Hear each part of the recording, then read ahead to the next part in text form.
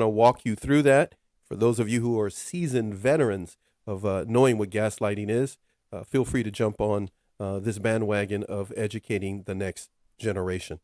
So, Sarah, if you don't mind, I want to start off by, well, getting to the basic thing. What is gaslighting? So yeah, it's actually awesome to be able to talk about gaslighting from the baseline of what it is, and then explain how it affects us. Because a lot of the time, I was just saying to you before that I make the assumption that a lot of people know what gaslighting is, and then we'll come across people who get a little bit confused online, and they say, well, gaslighting is just, it's a term just used because it was used in a movie. The man would change the gaslight and deny that he was changing it, and his wife would get confused about it. And people don't like using such a blanket term for manipulation, but it actually has some categorical facets that explain manipulation in such a really easy to understand way. And when you're talking about manipulation, someone will say, they did this to me, they said this to me, I felt this way. And usually whatever they said or did can come under one of these facets of gaslighting. So if we can understand these small facets, how someone can categorically break us down using gaslighting, then we can actually identify, you're doing this, I have a way to respond. You're doing that, I have a way to respond. I understand how it works now, that this is just manipulation. It's not something wrong with me, or there's not something that's going on in my head that's making me make this happen, because that's what gaslighting does. It's a form of manipulation that causes you to question your own reality, deny your own reality how it is at face value, and then try to change or please whoever is in the situation with us to make it seem, or regulate our emotions to make it feel better. So there are small categorical facets, like I said. There is the counter, there is the withhold, there is trivialization, there's denial, there's diversion, and there's stereotyping. And all of these come under a cycle. When we're in the cycle of abuse, a perpetrator will use DARVO, DARVO, which is to deny, attack, and reverse the victim and the offender. So no longer are you the victim of the situation, you are now the person who created the problem. And that's what gaslighting does. It makes you think that you have created a problem that was actually forced upon you. And it starts to make you feel confused after a while. You start thinking, this person is saying all these things about me. I'm starting to believe that they are true. And it starts to form your inner critic or your inner sense of self, which over time becomes quite negative. And it makes you feel negative emotions a lot more than you should. When those negative emotions start to have a life of their own, they start to take over, essentially. Yes. Is what you're describing. Yeah. Then the perpetrator, the gaslighter, starts to control not just the environment to create the problem, but they now can control the person, if I understand you correctly. 100%. So the techniques that they use will therefore make you change your own behavior. So you believe when they project something back onto you, so you say, you're doing this to me, this is wrong. And they say, no, you were doing it and you did it to me and you're the wrong person. You will immediately take on board an idea that's not correct about yourself, and therefore believe that you are the problem. Therefore, they have control over you, because you'll start apologizing every time this problem happens again. That's They'll say, what I, see, you're that's what I doing it was again. thinking. So a person will go into apologizing. They will start to. They'll make excuses for the other person's behavior.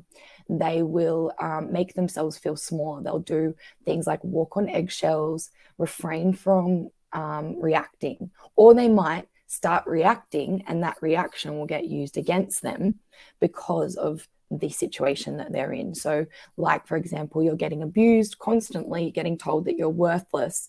And then one day you snap and you say, F you, like, I don't want to be treated like that. You're a bad person for treating me that way. They'll turn it right back onto you, like I said, with the reverse victim and offender, with the DARVO cycle. And they will make you feel like you were the one who made it happen, that you were the one in the wrong. Therefore, they're in control of every part of your behavior, because you're immediately unconsciously sending a message to yourself that if I react, I'm a bad person. If I react, this person is going to say that I did something wrong. Therefore, I should start questioning myself. Maybe I am a bad person. Maybe there is something wrong with me. Maybe I actually abuse them. So that's how gaslighting sinks into your inner self, and it makes you start to believe that you are actually an abuser when you are actually being abused. That's why a lot of the time people don't know when they're being manipulated or gaslit.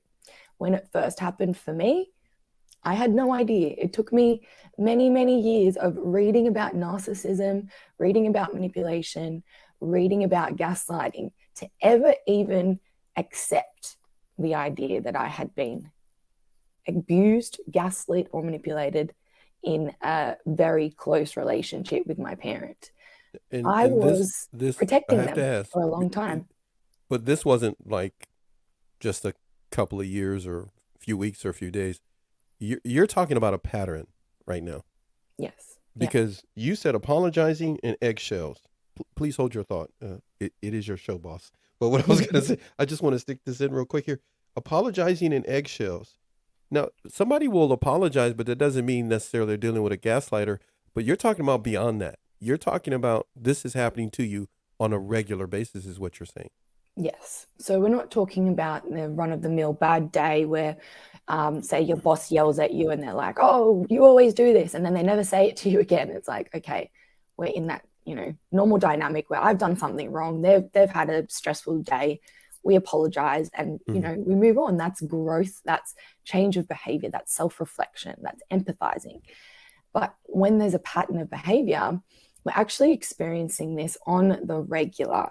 We're actually experiencing this person abuse us, either project it back onto us or discard us, like throw us away and say, well, I don't like you anymore because you're saying that I've done this to you and, you're worthless and you're horrible and this and that. And then we start to basically, we cave in on ourselves. And then we no longer have control over our ability to respond in that situation. Therefore, we start to internalize all of these things that this person is saying about us. And it might not happen at first. It might not happen every day, every week. It might happen slowly. You mean the gaslighting? Yeah. So at first you're like, it'll build is what you're saying. Usually it's like, oh, that I said that to that person. They said no. And I'm like, that doesn't feel right, but I'll just accept it because it's kind of confusing. And then slowly the behavior starts to build over time. And we notice that they're doing it more often. And it's usually because the first time it happened, we ignored that red flag feeling and we said, okay, I'm going to accept it because I'm kind of confused. The next time it happens, we feel more confused. It's usually because we don't have a sense of self that has been built up very strong from a child, that we know what our boundaries are. So people who are abusers don't like people who have a strong sense of self with strong senses of boundaries and have critical analysis of their environments, because those people are not going to take abuse over time. They want people who don't really know who they are, who are kind of like people pleasy, who are like willing to tread on eggshells and make that person feel better, although they made us feel worse. So over time, they will test the boundaries. They'll go, is this person going to be easily manipulated? They'll test it. The first time, yeah, that person said, or let it happen. So we've set the unconscious message that we're going to allow it. And then it happens again. And then it happens again and again. And then sometimes, like I said, there's the reactive abuse, but it gets put back on us and we start to believe we're the person in the wrong. So then we stop questioning whether there's something wrong with that person. And we're constantly trying to work on ourselves and better ourselves and trying to change our own behavior and be better for them. That's where this people pleaser mentality comes in, because usually a person who is an abuser comes towards someone who is a people pleaser, who doesn't have a strong sense of self, who is easily manipulated, because a people pleaser wants to be pleasing to get their internal validation filled up, because they haven't had that from, growing up probably in an environment where their parent made them feel like they had a sense of self that was never going to be unaccepted by their parent or, in that environment. But people who have grown up in an environment where their sense of self has been shattered or hasn't even been able to bloom, these people will go to their parents and be like, I'm going to try and be good enough for you and I'll do everything that you do and say. And it still isn't good enough. So we go out into the world and we're like, I'm going to try and do the exact same thing for everyone else when they don't really deserve it. For the entire planet. And they will love me where others didn't. Exactly. And in some cases, if I may ask, I'll throw this out to you. Someone mentioned to me, they went through it not from their parents, but from their siblings. And somebody said from their cousins. I like what you said a little bit earlier, from their boss. So we may have to hunt down emotionally, or something happened to us, and somebody may say, well, it wasn't my parents, but they still may be vulnerable because it was someone that they came across that they wanted to please and didn't get that, is what you're saying. Yes. Yeah, totally. And sometimes it's actually a really hard thing to face that I had that in my experience with my parent because I was in complete denial. Personally, I was in complete denial of it. I was told many times that there was something not quite right there. And I was like, no. I was in a situation where I was even advised to go and speak to a social worker to talk about, getting more support because I wasn't getting enough in the family home. And I was like, what are you talking about? I have everything I need. I go to school, I have my clothes, I get my food. What are you talking about? It wasn't until I got sick, I personally had a health crisis, that I realized that my emotional health was the thing that needed like the most work. And that was the thing that I was completely severely neglected. I had neglected in my childhood and was lacking. So we need to raise the bar about what our level of care and what our level of importance in the development phase comes under, like with emotional intelligence with our children. It's not just your run-of-the-mill giving them shelter and food and making sure they have enough money, because kids who have plenty of money can still have these emotional problems. It's about being heard, being seen, being acknowledged, having your feelings empathized with, and having your cues recognized. Because if that doesn't happen on a regular basis as we grow up, we try to externalize it. We go out to the outer world. We try and take that from outer people or external people outside of our family, in our work environment, wherever it may be, because we don't feel good enough. That sense of self isn't strong enough. And unfortunately, the people that we attract are abusers who get their feel from people who are weaker. They can have power over them. They get their feel. We get our feel, people pleasers get our feel from making other people happy, because then we get an internal sense of validation. Like I have done a good thing. I'm a good person. They get their feel from feeling power over someone else because they need external validation. So in a way, we work together. We work like magnets. And until we work through that sense of needing to get that external validation, we'll keep going towards people who are going to try and get power over that. I wanna toss a few things your way. You touched on a few already, but here we go. When it comes to gaslighting, identifying it, the manipulation that comes with it, there are different types of gaslighting. You highlighted there's the counter, there's the withhold, there's the trivialization and denial. Yes. Um, Speak about those, if you could, please. And for anybody Yes. that's going to be watching this back later, if you're here right now and you want to take notes, of course, feel free to do so. Go ahead. You were going to say, Sarah? Yeah, sure.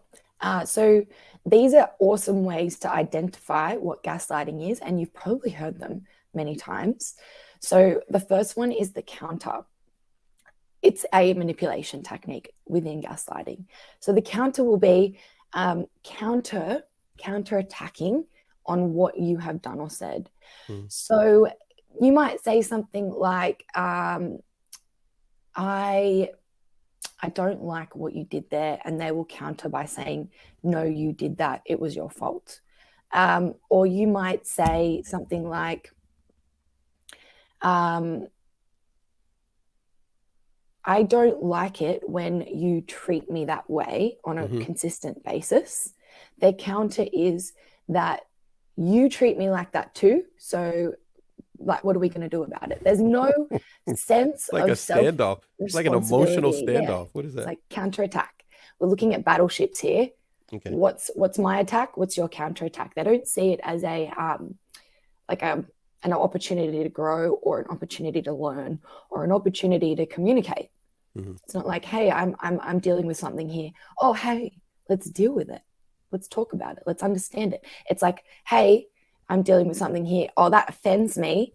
And here you go. Here's my counterattack. So it's very, very important that we understand that when there's a counterattack, it's just complete defense. It's a defensive response. So countering can also come under withhold. It can come under trivialization. It can come under denial, because a counter can be denial. You can say, you did this to me, and they can counter by saying, no, I didn't. Okay. But it's just a complete refusal of taking responsibility. That's what a counter is.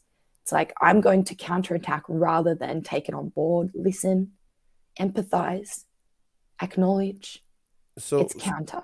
It's project. With that lack of accountability, and there is no desire to be empathetic, to listen to what someone is going through, what a woman is going through, what a child is going through with an elderly person, an employee, whatever the case may be. They would rather, did you say battleships? I like that. Yeah. They'd rather be in a battleship and start shooting some shots and go like, hey, you know what? Let's just get it on. Let's just go back and forth, tit for tat. Yeah. That's you might notice like even especially in like relationships where you have a partner. Yeah. And you're like, oh, I'm finding it really hard because you don't communicate. Yeah, well, you don't communicate with me, and it's all your fault that this happened. Yeah, but I'm finding it really hard and I would really like it. Yeah, but that's all your fault as well. Yeah. And you did that, and blah, blah, blah, blah, blah. And eventually you're like this, and they're on top of you again. So you notice it's just like walking on eggshells again. And I'm putting down my response, and maybe even eventually reacting and going, well, F you, because you don't listen to me. It all escalates and it gets out of control. Projected back on, which is another counterattack. Projected back on. So when it comes to trivialization, what do you mean by that? Oh, wait, I just, real quick, I skipped one there. Withhold. That's okay. Yeah. What are we talking about? So a withhold is when we refuse to respond. So that's silent treatment. That's refusing to talk about it right now. So say, for example, you come to your partner and you say, hey, I'd really like to talk about our commitment. And they're like, no, we're not talking about commitment. You know, I'm not going to do that. That's a withhold technique, and it's gaslighting, because you feel like it's a really important thing to talk about. And they're like, no, I'm not going to talk about it now. So when you say, when can we talk about it? They're like, well, you know, it's something that I'm not willing to talk about in this relationship. That's gaslighting. Total shutdown. Total shutdown Complete is what you're talking about. Yeah. It's the same. Not like somebody's trying to provoke you and you're saying, you know what, this is a touchy subject for us. I'm not going to discuss this right now. We're about to leave and go to this party or whatever it may be. And then there's a time and a place, right? Yeah. There's a time and a place. So let's talk about it another time. And then, okay. Yeah, exactly. So when you're talking about a situation, we're about to go out for a party. I don't really want to start an argument about this right now. An emotionally intelligent response would be, hey, I really understand that you're worried about our committed relationship and I really love you and I'm willing to talk Mm-hmm. about this. Let's talk about Mm-hmm. it when we get back, or let's talk about it tomorrow when we've woken up and we've had some breakfast or something, you know. But complete withhold is when they deny and they're not willing to talk about it. They might even do the silent treatment. So you might say, let's deal with it right now. I can see that you're emotional about something. Mm-hmm. And they won't even respond. They won't talk to you. Yeah. They might be in the other room and you're saying, can you please talk to me? And they won't talk to you. Silent treatment is a withhold tactic. Another one is, an example is like when a child comes to their parent and says, hey, mom or dad, I really don't like it when you yell at me. And the parent's like, I don't yell at you. That's a withhold tactic because they're like, I'm completely denying and I'm not going to talk about how you feel. So it's withholding completely. So that's another form of gaslighting. When it comes to trivialization, what are we talking about? And that comes under withholding, just like what I said, when the child comes to the parent and says, hey, mum and dad, or mum or dad, I really don't like it when you do this to me. They might say, I don't yell at you, or you know what, my yelling is just talking, or you're just overreacting. That's funny. That's actually funny. My yelling is just talking, young person. Exactly. Yes. Right. That's what my mother used to always say to me. This is my talking. This is not my yelling. Like, well, you're yelling at me. Yelling. Trust me. I think that's what it is. I'm pretty sure you're yelling. When dogs want to run, when you speak, when a person does that, just, you should tell them. Exactly. When you speak, dogs want to run. I think that's yelling. Dogs know, cats pretty know sure what that neighbors is. Can hear you. The neighbors can hear you. Yes. Yes. And it's also just minimizing how you feel. So you come to someone and say, look, I really don't like how, another perfect example in the workplace, I really don't like it how you pile too much work on me because that's not part of my role in this job. And they go, well, you know what? Like everyone has it too hard in this environment anyway, and you've got to deal with it. Okay. We've all got it too hard. So just deal with it and you'll be fine. Or you say that something hurts you and they say, no, it doesn't. They try and predict how you're feeling, or they minimize and make it smaller than it is. Yeah. It's a gaslighting technique that makes you feel as though you should change your response about your emotions. Your emotional response is not good. Yeah. And it happens a lot with the parent-child relationship. The child will fall over and they'll be like, oh, my leg hurts. And the parent is like, oh, it doesn't hurt that much. Yeah, right. We have to be emotionally responsive and intelligent in our response and go, look, I know it hurts, but it'll be okay soon, or I understand that you've got too much of a workload and I'm really going to acknowledge that and I'm going to try and work towards helping you with that.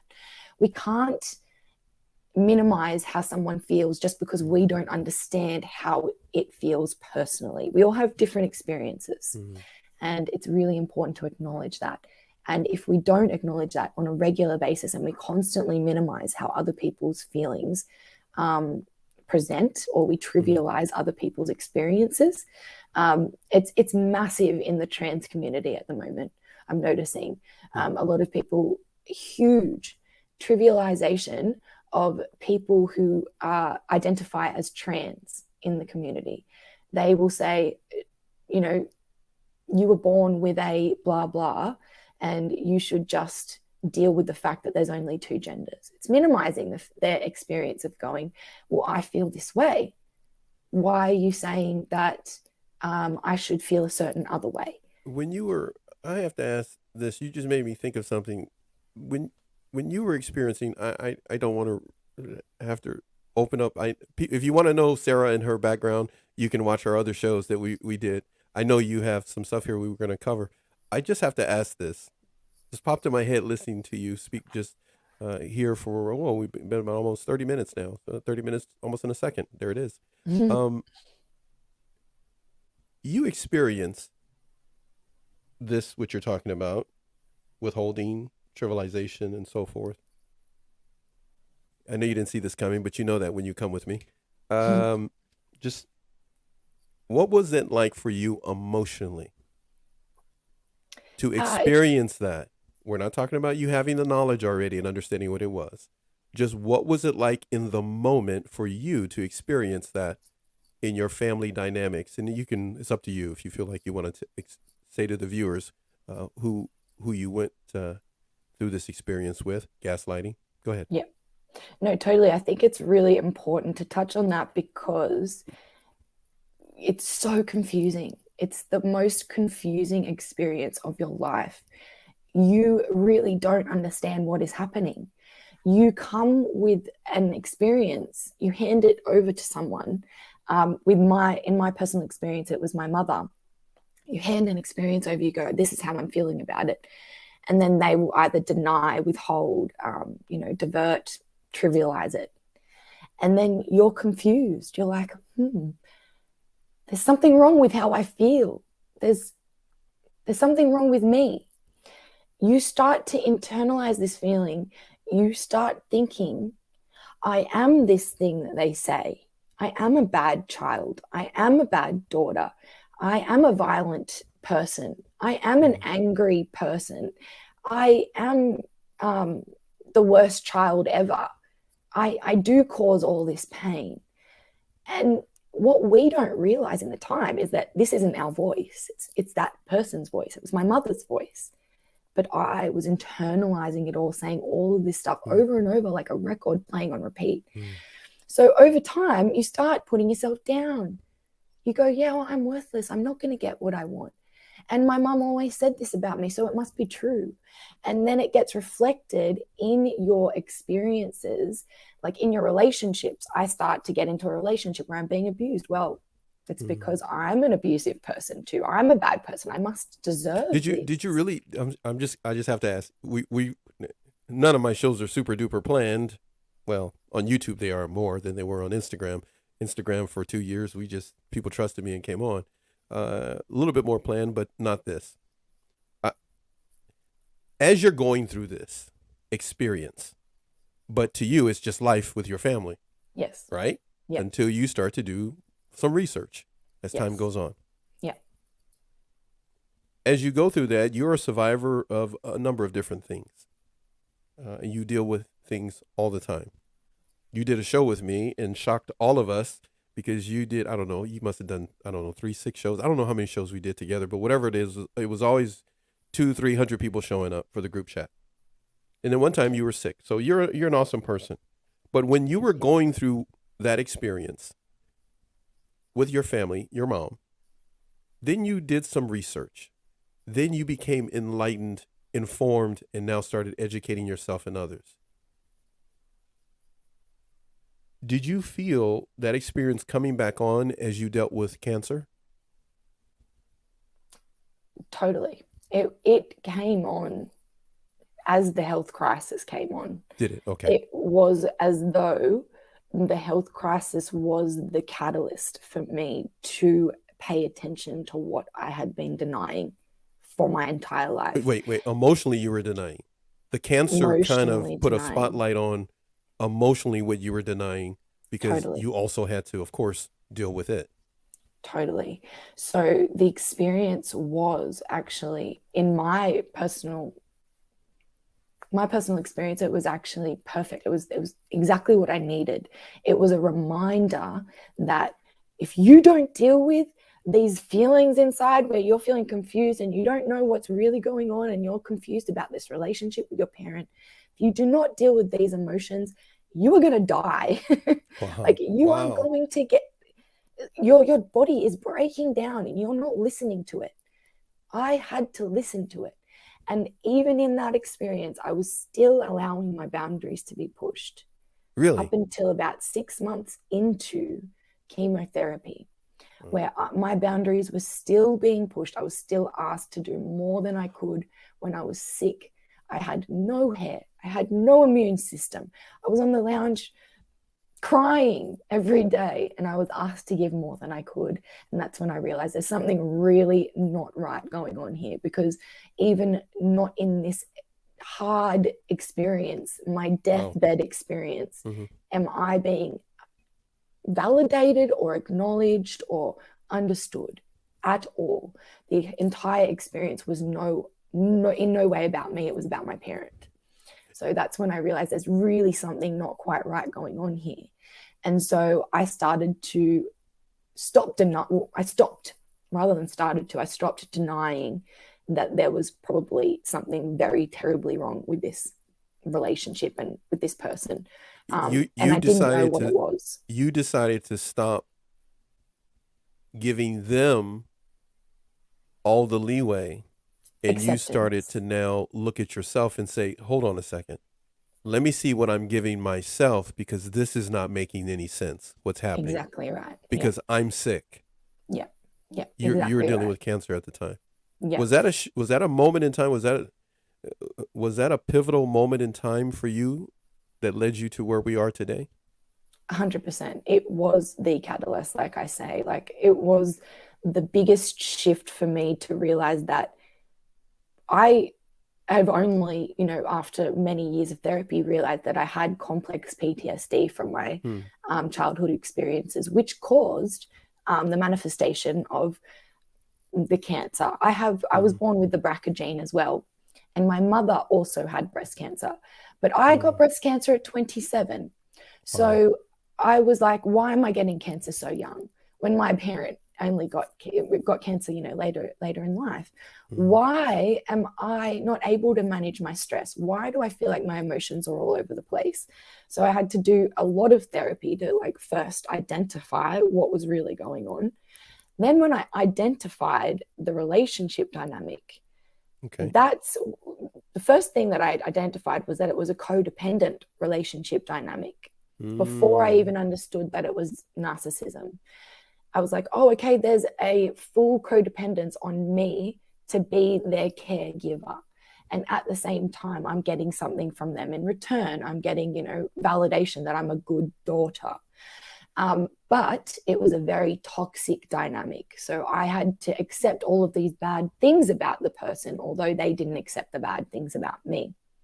Heaps of gaslighting going on. You're a bad daughter. You have to make it up to me, even though I'm abusing you. So at the time when I got sick, I had to stop accepting, because I thought that was what was going to save the relationship, and start looking at my denial and going, oh no, maybe my parent isn't a good person. Maybe my parent was really abusing me. And I felt immense guilt and shame for even admitting that, because I was like, this is my parent. This is my parent. You cannot say that about your parent. Yeah. And I've never even admitted it to myself. And my parent always said, I'm a good mother, and I did this for you, and I did that for you, and all the sacrifices I made for you. Guilt and shame, and guilt and shame, and guilt and shame. So I was living in this guilt and shame cycle. I cannot even accept the fact that my parent abused me. So this is what people might be going through right now. They might realize that they are a people pleaser. They might hear the inner critic, but they might still be in denial that this is going on. And that's really hard. Then I have to ask you this. I knew this was going to happen. I told you before the show, we're going to go in a whole nother direction just if something happens. But I have to ask, and then I want to get to something that Marnie has, Dr. Marnie Hill-Fredero has put on the screen. We'll get to that in a moment. But you had already bought into the fact that you were, as it were, a bad child because you had a good parent. But now you're reassessing that dynamic of your parent. Did you start to, stand erect that hey, wait a minute, I'm not that bad of a person? Or did you start to feel, as you said, guilt? Did that guilt triple, double down, triple, quadruple? Because now you're like, I must really be a bad person. I'm thinking this. Exactly right. It was the second one where the guilt and the shame quadrupled down on me. I went through about 6 months of daily crying and really and trying to understand oh my gosh, all of this is happening. So I decided that there's too many thoughts going around in my head. I started therapy. And for anyone who cannot get to therapy right now, regardless of whether you're in therapy right now or not, and you're starting to realize this is happening, get a book or a journal or whatever that you're willing to throw away and start writing down your memories. Because when you start to write down and acknowledge these experiences and how you felt about them, it doesn't matter about if you're feeling guilt or shame or feeling bad about acknowledging these experiences. Allow yourself to feel that pity for yourself because you've never allowed yourself to feel it before, and really release the emotion. That 6 months of crying released so much suppressed and repressed emotion that I'd been holding on to, that I had never allowed myself to experience because my parent had told me that I couldn't. So I allowed myself to feel all of that. Then I realized it's okay to feel all of this. It's actually okay. It's actually okay to share my experiences with other people now. And I realized that by starting to share them, I was actually one of many people in the community that experienced the exact same thing. And that's what got me deep into this, like studying gaslighting, manipulation, and narcissism, because this is a predictable pattern that we can identify, and we can also empower ourselves to get out of and work through and heal from. It's not something that we have to be stuck in. How did you put it? It's a predictable pattern? Predictable pattern, yes. Similar to what you touched on at the very beginning. We have been able to look at gaslighting in an overview of it so far in this first episode. You are in for a treat because there will be plenty more coming your way. There is plenty more coming your way from Sarah and others that you will see here on Narcuse TV network. They will all step into our virtual studio to do what Sarah is doing right now. You're informing others and you're educating others. This is going to be an educational tour with and journey with Sarah, and you're going to love it. We have 8 different things that we were going to highlight today. We've covered 4 of them. There is no way we're going to have time to cover the other 4 because, as always, I have surprises for my guests. And so this is not necessarily a guest show. I don't even know why I keep saying that. This is Sarah's content. This is Sarah's show. But because she stepped in the studio, I get to pull up stuff and then put it up on the screen and ask her about it. But first, we got to go with, first of all, we're going to do Of Refrain. Of Refrain said big hugs to you, Sarah. Thank you. Then, of course, Dr. Marnie says, can you ever have success reasoning with a parent? I'm going to look over here at the bigger monitor because my little old man eyes. Can you ever have success reasoning with a parent that is a master gaslighter? Is it okay to go no contact when you finally understand you've been gaslit by your parent your entire life? Guilt is big. This is a very common thing with a number of individuals we've got a chance to experience. Your thoughts, Massive. Sarah? Yeah. And this is one of the hardest things to accept about going through this kind of abuse, that the end result sometimes means that you're going to go no contact with this person. You've experienced that, right? Is that where you are right now? Personally, that is the result that I chose to come to, and it has been the best decision for me. And as time goes on, I realize more and more how great that decision is for me. However, how do you say that? Before you get to however, why do you say that? Because the more space and time I give that experience between where I was, because I decided to go no contact at the 6-month point in chemo.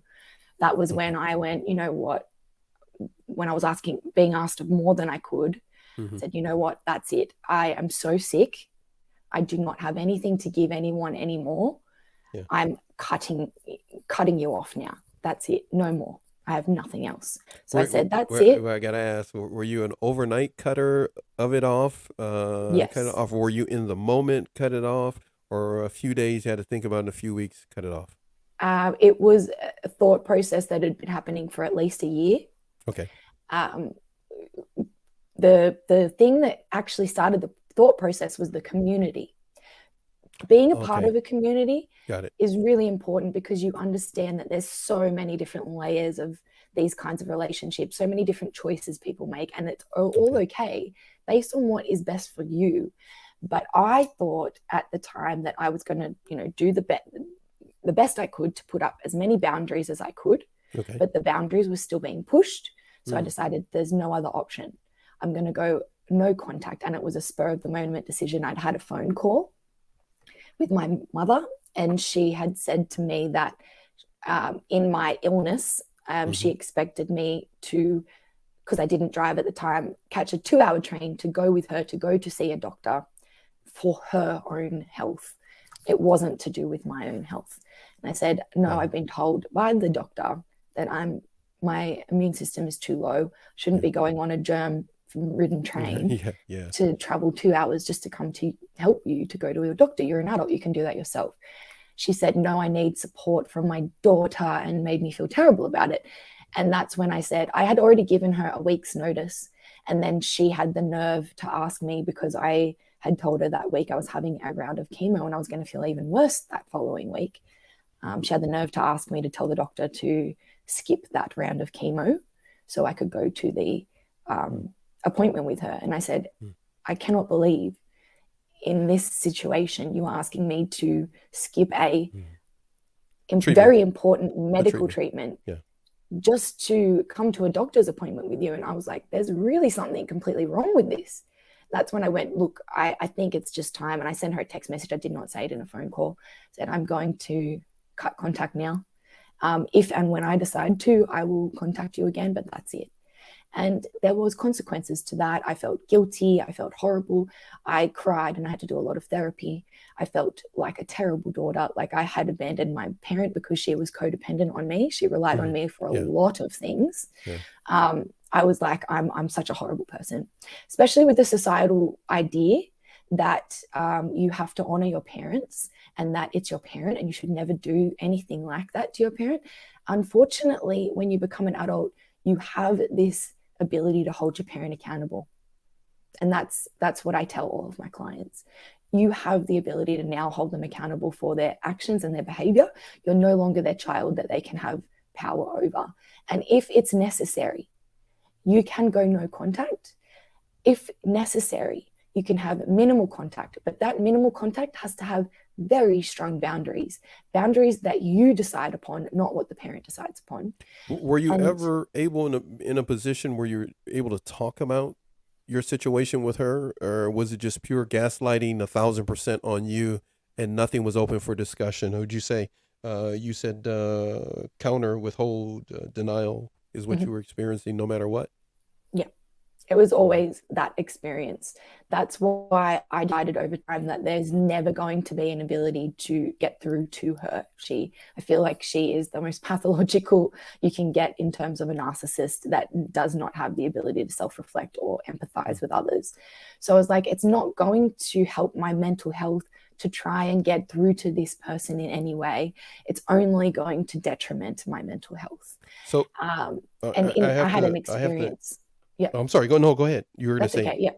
I had an experience where I did test that. I did test it, and I shared a very, very pivotal, horrible, traumatic experience with my mother. Yeah. I had an experience with sexual abuse when I was a child, and I had kept that secret from my parent because of who it involved my entire life. And so I decided to test it to see, my parent had started to project things onto me. We were having an argument. My mother had said, you're just like my mom. She doesn't care about me. She doesn't love me. Wait, your mom said to you, you're just like your grandmother. Yes. You don't care about me. You don't love me. That's a whole nother show. We're going to need to get into that. That I never knew. You never knew. But totally. Go ahead. Tell me the story. So that's another, that's the counter, right? I said, no, I'm not going to do this for you. She'd asked to push up another boundary. So she decided to counter by saying, projecting all of these things onto me. So gaslighting. So I said, you know what, Mum, I'm going to tell you something. I'm going to tell you something that I've been holding on to that I've never told you before. And I want you to understand that, so you can understand that I'm a human being, that I am not a bad person, that I've actually been protecting you from things that have happened to me to make you feel better. Right. So I went there the following week and I told her what happened. And I said, I really want you to apologize after I told her that it had happened. Wow. I really want you to apologize for making me feel terrible about that. And she said, no, I'm not going to. And I had to cry, and she said sorry, right, looking away from me, did not actually properly apologize to me. And then afterwards said, now I know why you acted like that towards me. Now I know why you hated me so much. She made it all about herself, my sexual abuse situation. So that's when I realized there's no way this person is ever going to understand my feelings, ever going to empathize with my experiences, and ever going to self-reflect on how maybe they had a say or had any kind of what's the word?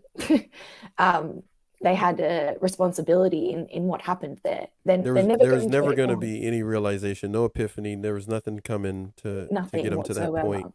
Yeah. But when it comes to you moving forward with your life, yeah, I got to throw something in here. Let me do this on the screen here.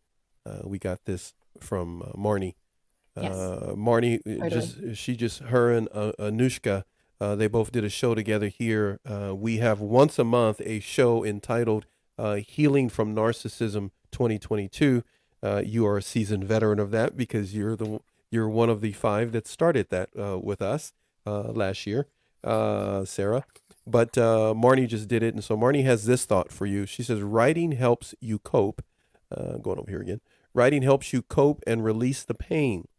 Then sharing provides validation.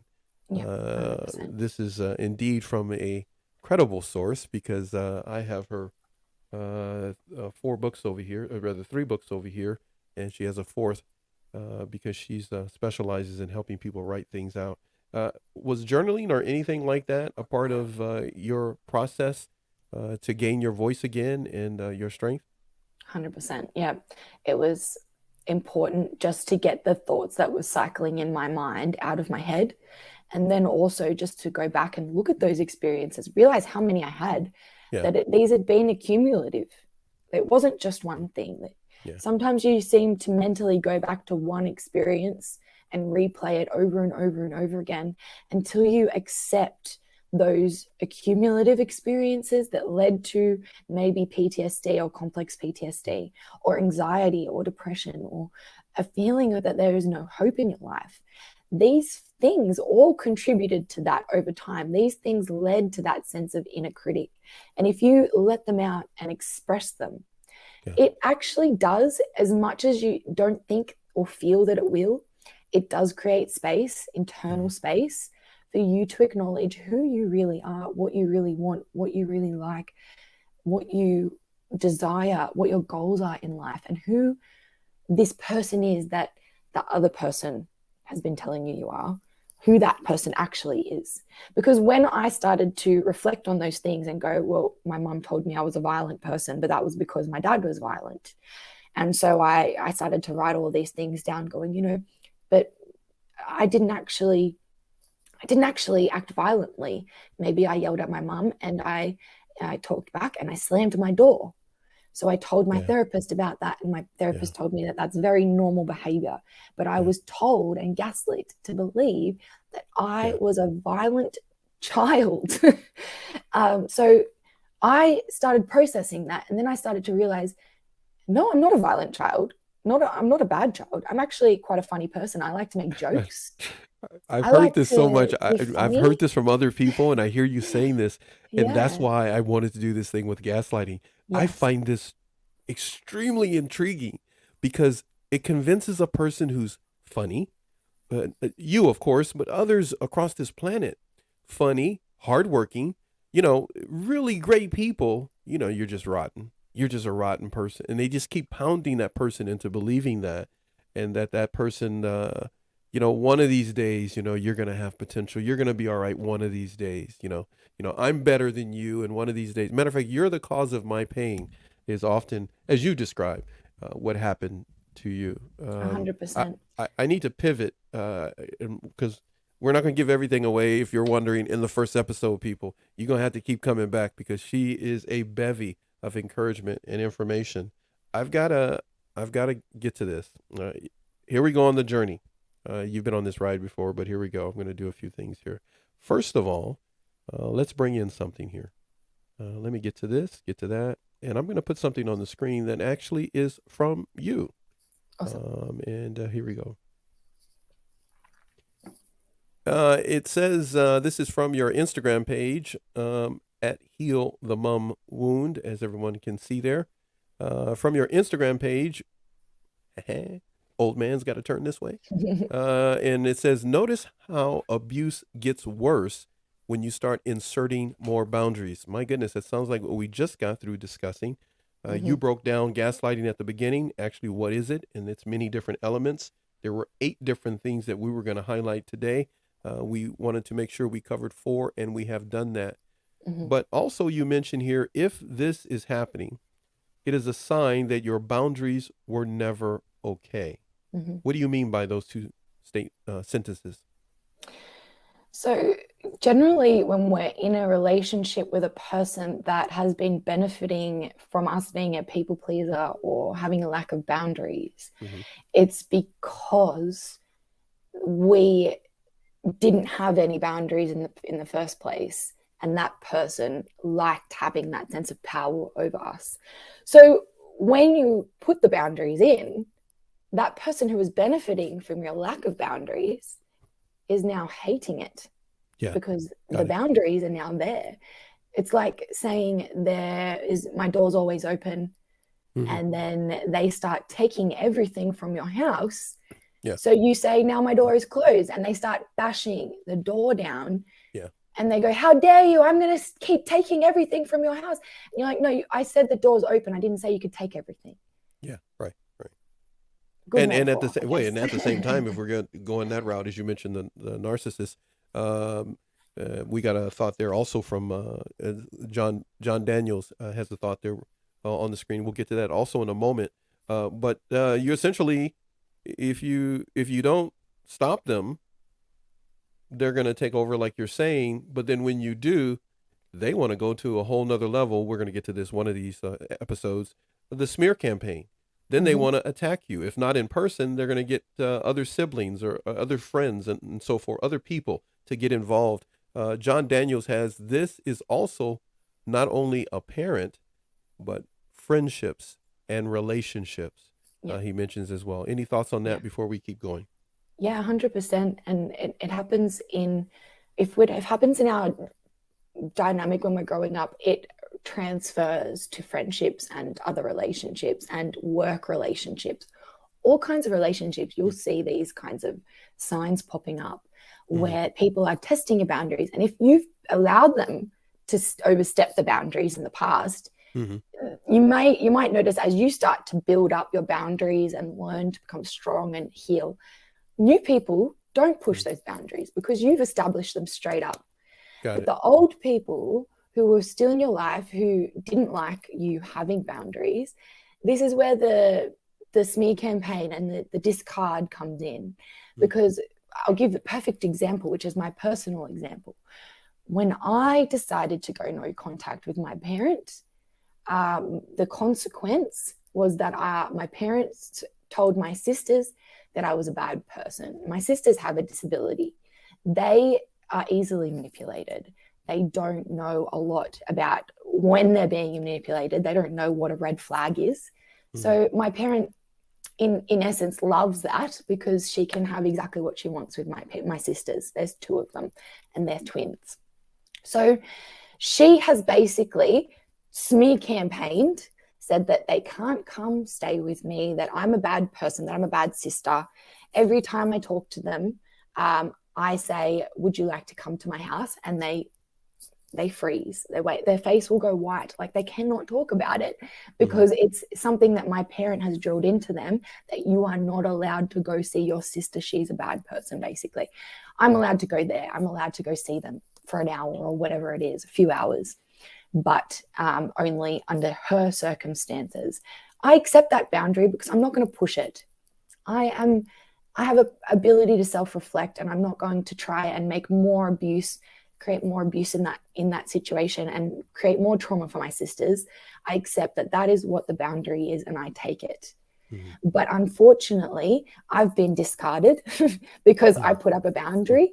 So the thing with going no contact was, I said it was for a limited amount of time, but because I established that I knew what she was doing, when it came to Christmas time and things like that, I sent Christmas messages, but they were ignored. That meant that I was discarded because I am a bad daughter for ever bringing up that she was doing that. So I'm discarded. There's a smear campaign. That's because I had boundaries and I said, I can't do things for you anymore. That should not be the way a relationship works. There's a give and a take. And I like to tell my clients that two people in a relationship are there to give 100% each, right? And that makes a 200% relationship. So if only one person can give 50%, there's still 150%. If the other person can only give 50%, there's still 100%, right? Yeah. But if we're a people pleaser stuck in a narcissistic relationship, they're giving 0 and we're giving 200. Yeah. That's how it works. Hey, so I just gotta ask, at what point do you get in good graces then? If you've been, because you got it on, we have it on the screen, you got it in that posting right there. They are indicating that because you have started to change, you will be punished or discarded. I find this behavior fascinating to me, that people are that's It might silly not be about things. outright punishment. You're as going to well. be punished It and might discarded. be really covert. It might be like they just stop talking to you, or they, You don't get invited. Some You're people just- you don't get invited to parties anymore. It's just like, what? But you're right. You write something there. You say punish and discarded until you yield. And then, of course, you give the encouragement. The one word starts with a D, don't. But you're saying yield. My friend, if you yield, that's like, no, that's like Think about bad. it in Because the terms of punishment is war. isn't it gonna get worse if you just, I'm just saying. It's like, Think about it in terms of war. I'm watching Game of Thrones at the moment, and I was hearing them use the word yield, and I was like, that's a really cool metaphor. Think about war, right? And let's not go too deep into that, but if we're talking about two teams and there's war and one has to yield, what happens to the team that yields? They get turned into prisoners or slaves, or they get taken over and controlled, right? yes, correct. That's what happens in exactly that kind of situation. You become a prisoner to gaining their approval and trying to be good enough for them. Never ending. It's never ending. It's never ending. They're going to keep treating you like that. There is no mutual, there's no common ground of humanity at that point where you're saying, you said it beautiful, in a beautiful way much earlier. There is no two people saying, hey, you know what, let's talk about this. We're supposed to be partners. We're supposed to be a team. Yeah. This is how I'm being affected by what's taking place. But no, what did you say earlier? My notes over here. What did you say earlier? They're going to denial. Counter is what you said. Yeah, they're going to. It's battleship. It's battleship mode. It's like, here's my counterattack. Here's my counterattack. Here's my counterattack. Yeah. But you're like, can we just talk about it? But no, here's my counterattack again. I'm not going to talk about it. It's kind of like, do you want steak for dinner? No, it's a counterattack. Oh, you're always trying to force steak on me. It's like, wait a minute, calm down. Look, Marnie puts on the screen, yes, to John Daniels, his statement. Usually after you realize you've been gaslit by a friend, I don't know why I'm looking this way beside the camera. I'm going to look this way. Gaslit by a friend or partner. It's later on that you look back and realize that we most likely experienced this with a parent. Yes. Amazing. Good point. She has another one here, and feel free to expound on these and talk a little bit more. The gaslighter smears and gets others to gang up on you. Now, I've heard that so much over the past couple of years of doing these shows. It's amazing. They love to engage others in the abuse. You mentioned your sisters. Yeah, exactly. But like John Daniel said, this could happen in friendships. Exactly. And think about the classic Mean Girls story, right? Yeah. I'm sure everybody's seen Mean Girls. We turn everyone against that one person. Oh, let me help you. Let me help you with that. Yes, I have seen the movie. I just want to throw that in. I don't want nobody to think I didn't see it. But if you haven't seen it, it's the typical cliquey mean girl group where if someone's not doing what everyone else does, then they all turn that person against, everyone against that person. Yeah. And that person is no longer cool enough. That person is no longer good enough. Yeah. And we start to engage in abuse against that person. And we can see it on macro scales as well. Like, I don't, without getting too deep into it, I'm not swinging one way or another, but there has been a huge example of this, people ganging up on anti-vaxxers as opposed to people who want to get vaccinated. It's been this huge narrative. It's like, why can't we all just accept the other people? No, we need to go and throw shade on the other person or throw shade on that other person, regardless of what their belief is, because that means that we've got people behind us who are on our team. That makes us feel less alone in the world, but it's not a very good way of relating to people, because if we're not relating to people on healthy levels in healthy ways, then we're going to keep engaging in behaviors that are going to make us versus them a really common theme in all of our relationships. So when you broke down the 8 different things we were going to talk about, you're saying the 4 that we talked about: counter, withhold, trivialization, denial. Yeah. That is an us against them personality behavior, personality and lifestyle. Yes. It doesn't matter whether they're getting gasoline to wherever, they're going to always be at one another. Matter of fact, I just got to put this up here on the screen because you're ignite again. Anytime I have you on, you're always igniting something. Conversation is what you always ignite.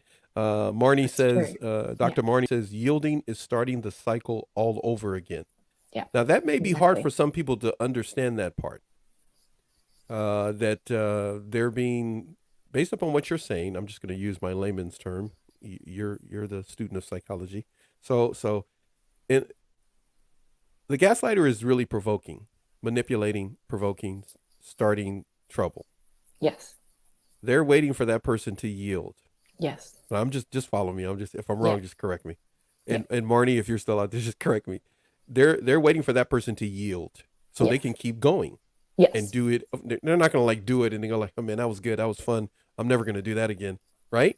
They're going to keep going. Systematically. Yes. It's systematic. And it's almost as though you're like, are you playing a game with me? Like, you will get so confused and be like, how are you actually doing this? And I like to tell my clients that it is predictable. You can actually say with a person like this that if I do this or say this, they're going to act like this. So yielding is going back and going, I'm accepting that they're going to act like this and they're going to keep acting like this and treating me that way over and over again, because you know that it's been a pattern of abuse. It's not just one time. It's not like they do it one time, like I said, your boss is having a bad day and he yelled at you and then you're like, oh, sorry. It's like every single time you interact with this person, there's a feeling of confusion, or there's a negative feeling inside, or there's a sense of your internal critic speaking louder.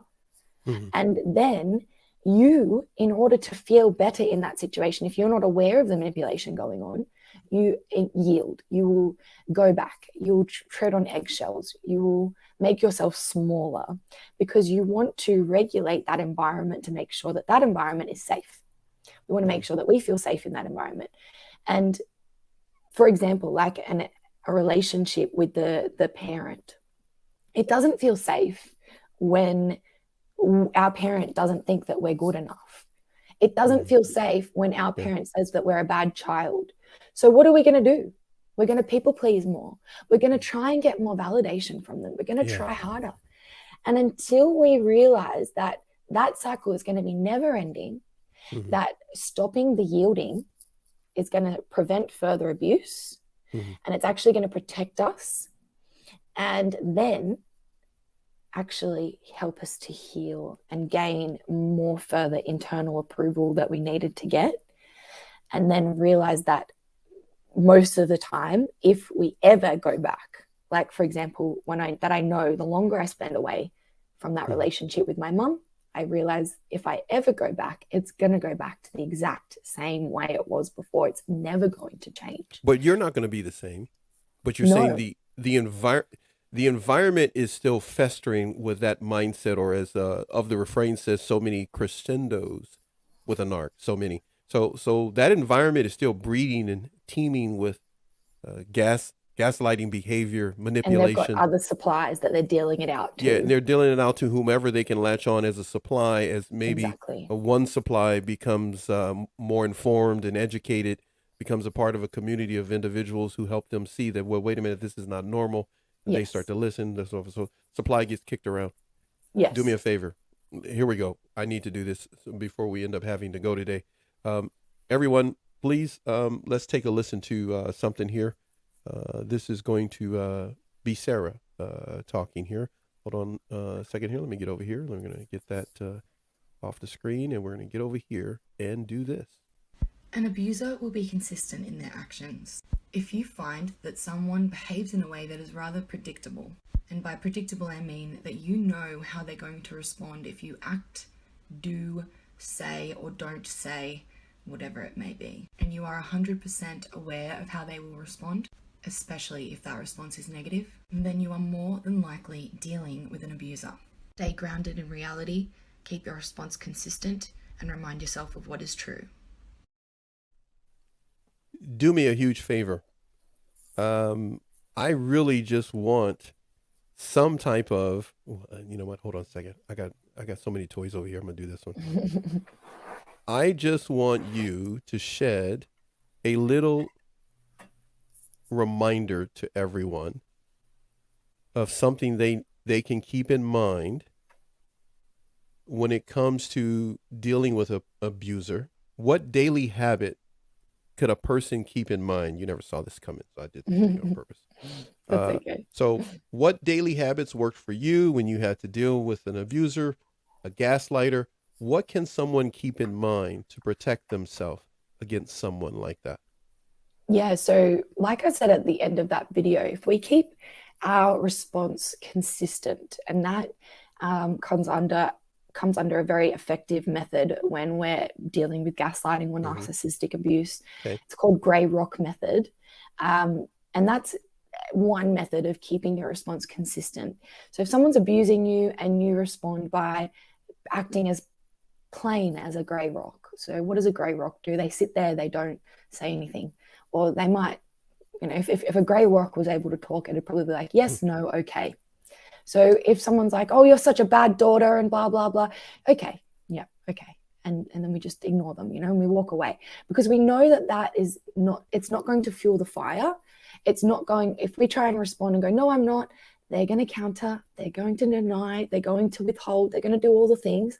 We know that it's predictable. So we go back and we go, you know what? I know that it's predictable.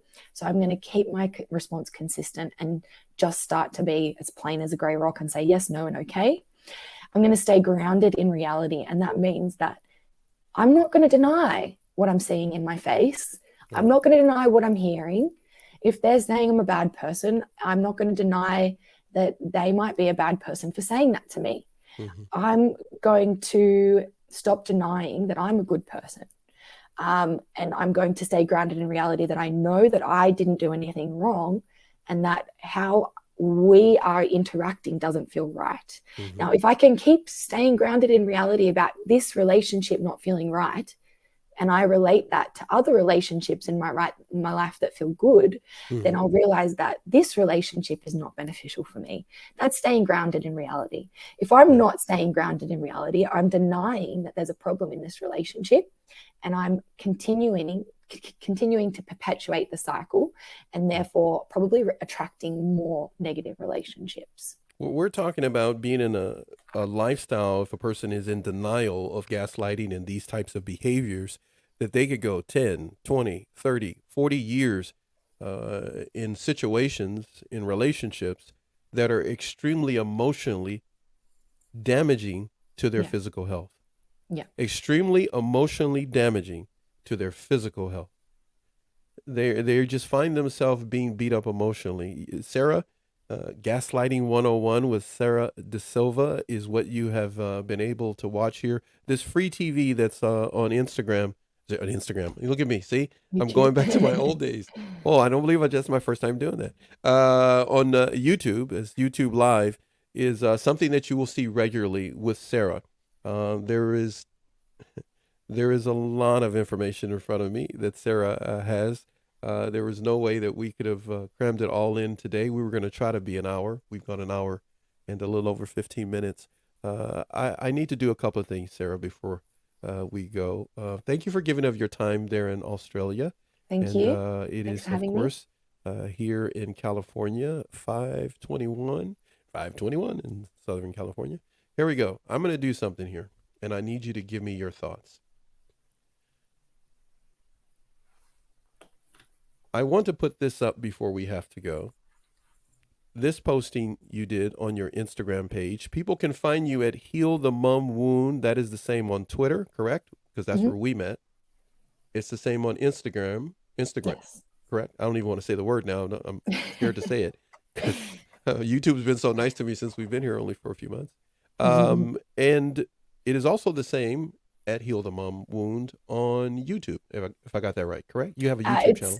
It's Sarah Dilva on YouTube, but I'm looking at changing that. I don't know with my YouTube page at the moment. But, so you will find her in those different social media locations, and of course you will always find her here along with some other uploaded videos of shows we've done earlier last year and so forth. This is people will show you how much empathy they have when confronted. When they experience emotions, they will go either way. Do they blame, deny, make excuses? That's one way you describe. And then you describe, do they reflect, accept, and apologize?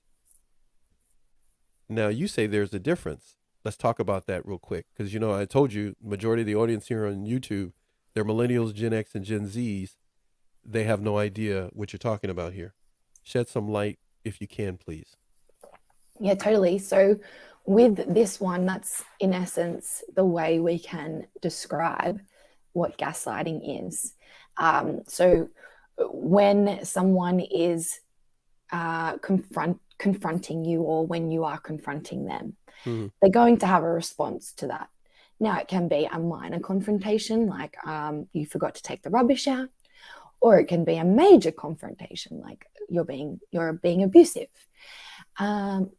So two people, one person will deny, make excuses, and blame. These are all forms of gaslighting, saying it's your fault. That's counter. Denial, that's gaslighting, saying, no, I didn't do that. Completely denying your reality.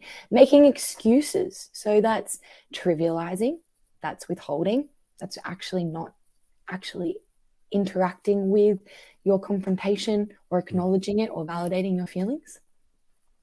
So another person, excuse me one sec. So another person comes along and you confront them, minor or major, and they reflect upon it. And they say, oh, I see how you feel, and I accept that, and I see my part in it, and I apologize, and now I change my behavior for the better. I don't do that ever again. That kind of person has empathy, and there's a very low likeliness that they're going to consistently abuse you because they have the ability to self-reflect.